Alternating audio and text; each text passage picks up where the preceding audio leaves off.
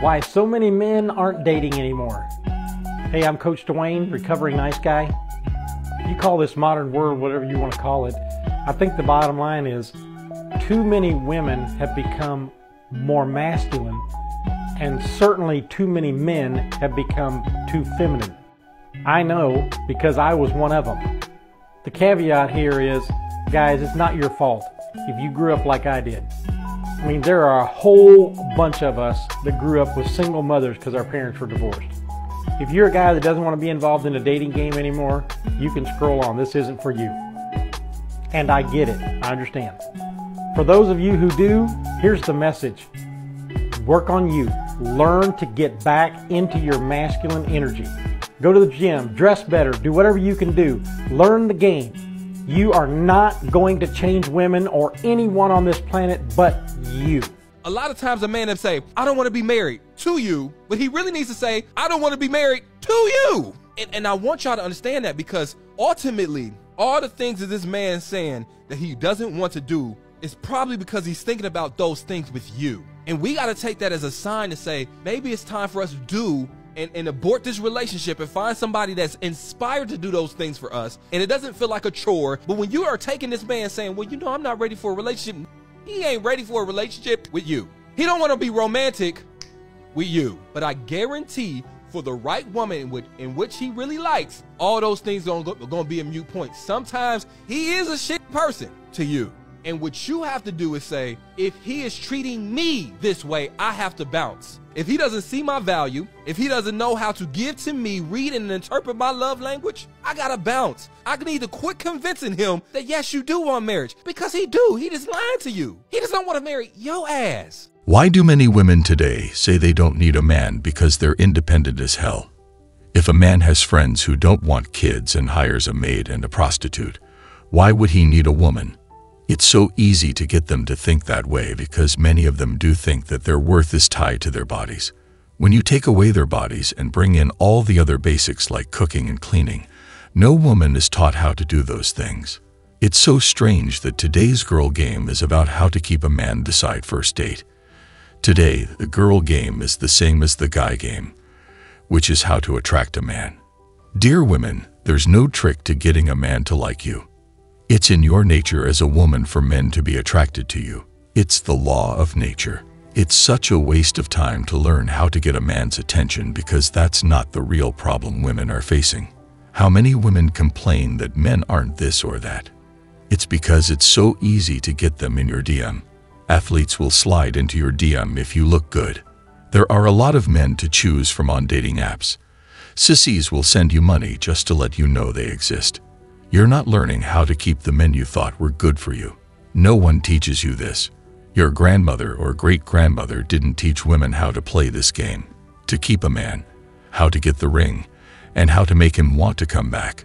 Women are just giving away their bodies, and after the first night, they have nothing else to offer.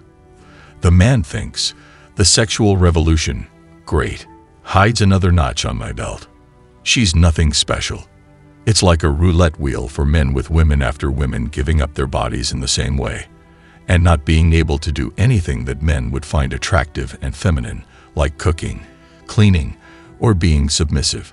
If there is a single reason we are in such a desperate situation, it would be the sexual revolution, the women's liberation movement.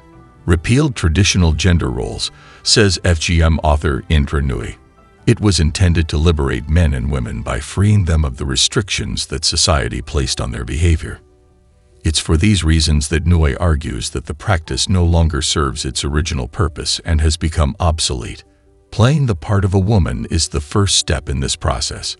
Since all culture is learned, it then becomes possible for individuals to choose their own identity. One way to do this is by claiming or inventing one's own gender identity.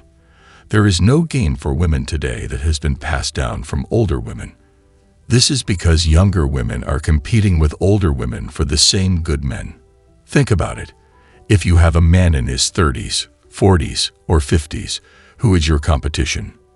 If you're a woman in your 40s or 50s on the market and you've learned some things and picked up some knowledge, you're not going to share it with these young 20-year-olds who are after the men you want and getting them. You're too old because the guy will want a younger woman, right? You're basically out of the game after 30. You're too old, and that's a bitter pill to swallow if you didn't use your feminine power when it was at its peak. If you're over 30 and still looking for a ring and a man to take care of you, so you can live in a traditional household, you've already lost. And you sure as hell aren't going to teach a young woman the right way, because that young woman is stealing the man you want to settle down with. He wants to find a younger woman so that he can train and shape her into the kind of woman he wants. He doesn't want a woman over 30 who has been through the ringer and is now looking for a new horse. He doesn't want to deal with the baggage that dating culture has drilled into a woman's head. That's why so many women over 30 have been hurt, and men who are mature and smart can see this coming from a mile away and say, nope, put her back on the shelf, and let someone else pick her up and deal with it. This is why it's hard for women to get men to commit to them.